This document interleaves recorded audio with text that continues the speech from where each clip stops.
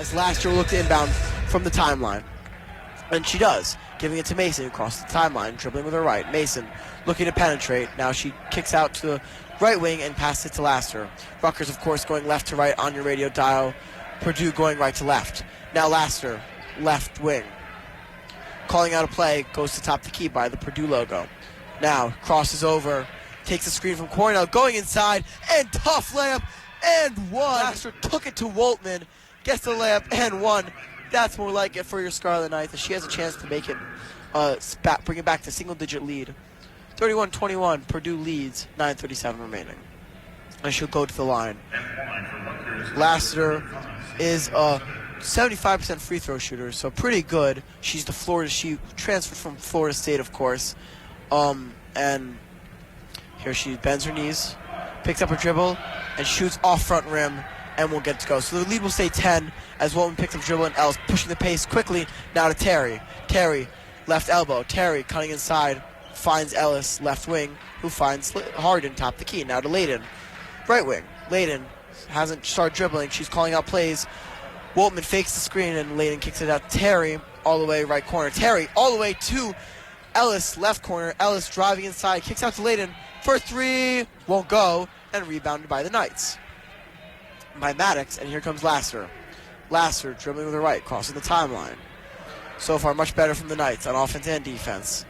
Lassiter, right wing, feeds Maddox inside and blocked by Woltman. Great play by the Knights, and even better play by Woltman. And here comes Purdue.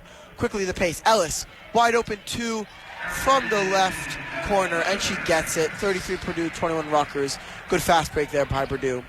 8:43 remaining in the third quarter.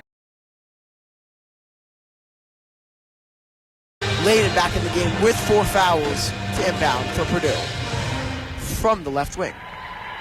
And she inbounds it to the ever-energetic Abby Ellis, top the key, guarded tightly by Lassiter. She wants that steal. She's hounding her. She's going to get the steal, and picked up by Singleton, who throws it away and gets it to Petrie after. Petrie now tries to find Osh Brown inside. Can't get the pass, stolen by Layden. Sloppy pass from Petrie. And after all that, Terry will get the ball and pass it to Abby Ellis, left wing. Now Terry, left wing. Terry, top the key, looking to penetrate. Finds Layden, right wing. 1:23 remaining. Purdue up 2. Terry, top the key. Now, left wing. Terry, guarded closely by Morris. Now Layden, deep three. Can she get it? Rattles in and out, and Osh Brown will get the rebound. Now Morris picks it up. 1:04 remaining. 56 Rutgers, 58 Purdue. Purdue leads by 2. Lassiter, top the key as we enter the final minute of this game. Lassiter going to the right wing. She is strong from that right wing. Now dribbling with her right. Lassiter finds Morris, takes the screen, blows past Woltman again. Can she get the wide open? She gets it. Tie game for the Knights. 47 seconds left. 58-58. Here comes Terry, top the key. Wow, what a play by Morris to dribble past Woltman. Fancy dribbling, and here comes Terry, slowing the pace down, guarded closely by Singleton. Terry crosses over, trying to get to the key, finds Woltman, but Woltman can't handle it, and she loses the ball, and here comes Lassiter, 29 seconds remaining to take the lead. Lassiter, guarded closely by Terry, now across the timeline, right wing. Lassiter calling out a play, 22 seconds left remaining in the game. Tie game, and Eatman will call a time. Coach Eatman will call a timeout. Wow, what a play there by Morris, who crossed over Woltman, could not handle the dribble moves, got the wide open layup. This time she did not blow it. Morris leads the night with 16 points on 6 for 17 shooting, 4 for 6 from the free throw line. Knights ball, 20 seconds left, tie game. The shot clock is not off. There is 18 seconds left in the shot clock, but the Knights pretty much can drain it down to 3 seconds left. And no, if I were even right here, I would be go to what's working all day. The pick and roll with Singleton and Morris. Give them pick and roll, and if that doesn't work, kick it out to Lassiter on the right wing and feed Osh Brown in the right block, their star player. Osh Brown right now is only 4 points, but you know, you give your star players the ball at crunch time and they make stuff happen. But right now, I think you gotta stand in the hot hand Morris and try the pick and roll with Singleton once again. Out on the floor for the Knights is Osh Brown, Lassiter, Singleton, Morris, and Petrie. Petrie will be the 3-point threat for this team, as she will send the swing. And Purdue now takes a timeout with 20 seconds left. Gerald saw the offensive set, didn't like clearly Purdue's defensive set to counter, and she goes to talk to her team. And really, what's been the difference in this game? As one, Rutgers is making their shots, but they've been playing their game. In the first half, Purdue, they were shooting threes a lot. They were playing quick basketball. That's not Rutgers' game. That's Purdue's game. Rutgers' game is playing physical inside, and then playing pick and roll and physical inside using Osh Brown and Taya Singleton, and that's what they've done. Purdue has not been able to handle it, and it seems like they have cracked a bit under the pressure in the last minute, as they have not scored. Purdue has not scored since 5 minutes in the fourth quarter, so they are right now on a 5-minute scoreless run, what has led Rutgers to tie the game, as Osh Brown will inbound from the right wing with 20 seconds left from Mackey Arena. It's going to be a good one, as Rutgers lines up in a little line formation set, and Lassiter gets the ball atop the key, guarded closely by Ellis, calls out the play, 16 seconds remaining. Lassiter crossing over.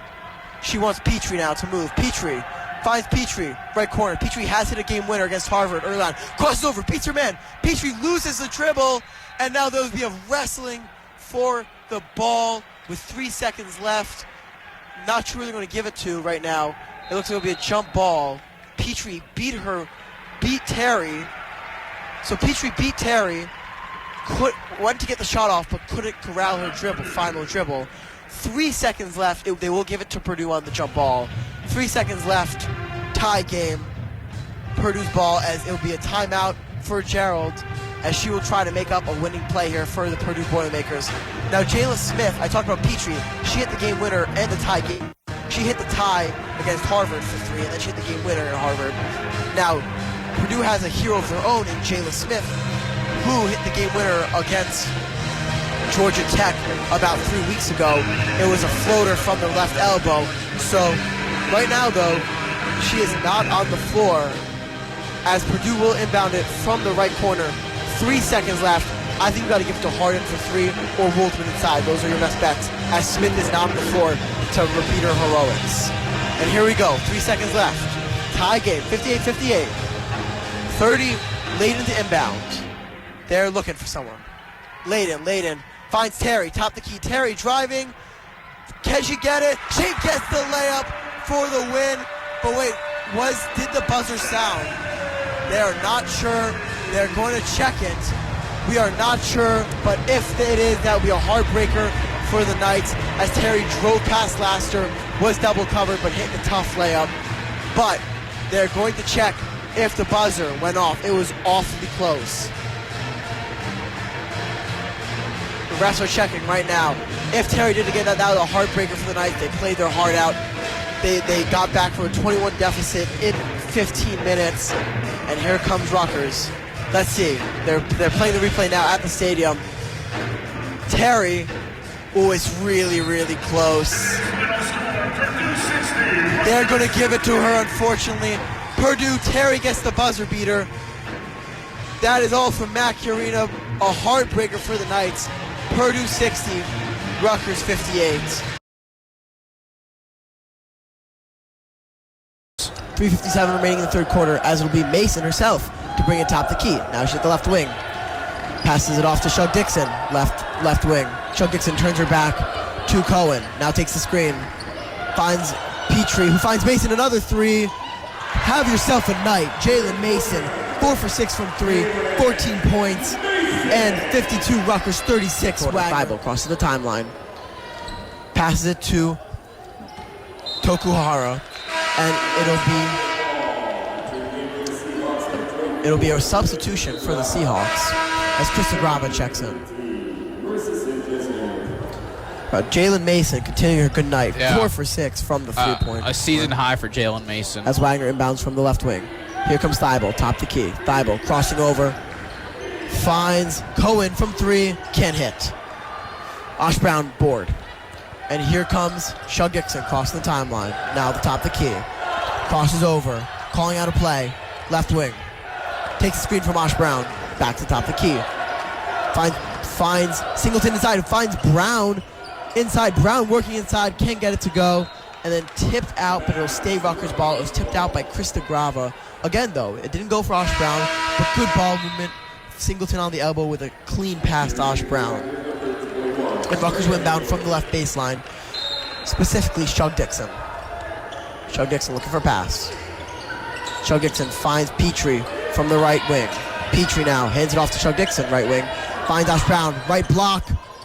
Can't get it to go. That's her sweet spot, though. Try to take a step back from the right block. And here comes Hayward, left wing. Passes it back to Thibault, top the key. Thibault now to Sanchez Henry. Driving in, floater off the glass, won't go. Singleton rebound and gives it to Shug Dixon now. Shug Dixon guarded very closely by Sanchez Henry. She's dribbling with her left. Takes it to the left wing, and it looks like there'll be a reach and foul on Sanchez Henry. Welcome back to Jersey Mike's Arena for more Rutgers women's basketball coverage. Rutgers 61, Wagner 42. And Ellis, after that first media timeout, it's been all Scarlet Knights. Yeah, great to see, especially coming into the hard stretch of their season. Really, I would say like they played pretty clean basketball, which is the Scarlet Knights have struggled with at times. And, you know, clearly they did their scouting report well because they have forced the ball inside with good ball movement to Ty Singleton, to Sakima Walker, to Ash Brown. We said before this game how they're going to win it. They're going to force the ball inside, and when they're double covered, kick out. Well, they've done this exactly. When they kick out, Mason's there 5 for 7 for 3. So great to see all around. And 3 Scarlet Knights in double digits. Jalen, as that is Wagner's 3rd foul of the day. And after 2 minutes of not the best play from Rutgers, that was back to their own. Take the screen, cut inside, find the inside. So 2 free throws for China Cornwell. Yeah, and Dennis said, he said on the halftime show, these are tune-up games. But guess what? That means you still got to tune up and win. And they did that, and they won big. This was their hardest of the tune-up games.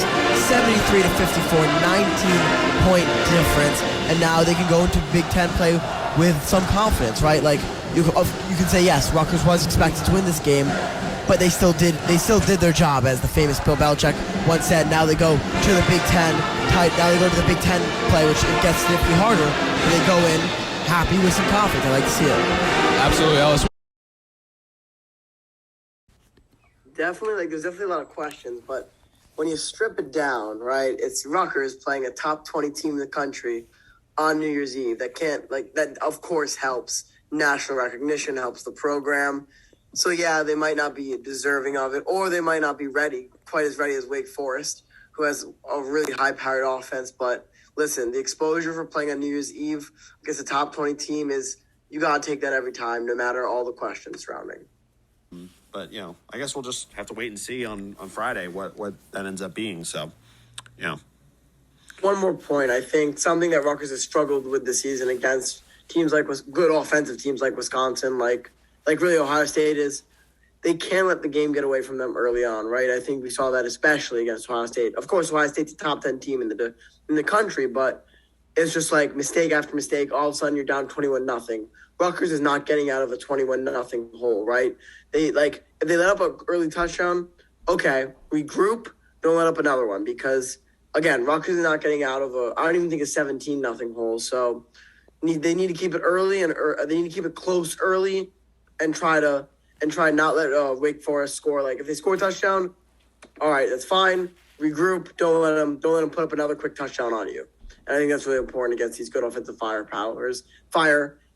teams with offensive firepower, and something Rutgers has struggled with from game to game. And maybe they can start getting into top 20 recruiting classes. That's not to be crazy, but with more wins comes more legitimacy. Because he pulled the best recruit out of New Jersey in the 26th best recruiting class in the country with a 5-17. So what can he do with a team that's actually showing, we can be contenders in the Big Ten?